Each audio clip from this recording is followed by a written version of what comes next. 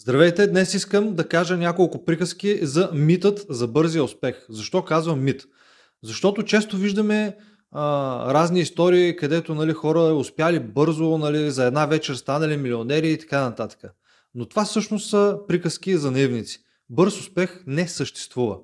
Успеха изисква жертви, успеха има своята цена и успеха не е нещо весело и готино и един безпрепятствен път, по който тия милионери са минали, така хоп и са си купили новото Audi A8, примерно. Успеха, както казах, изисква много жертви, изисква труд, упоритост и постоянство.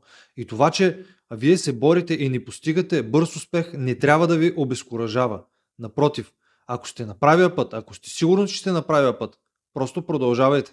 Продължавайте да влагате усилия, продължавайте да работите, бъдете постоянни и успехът ще настъпи.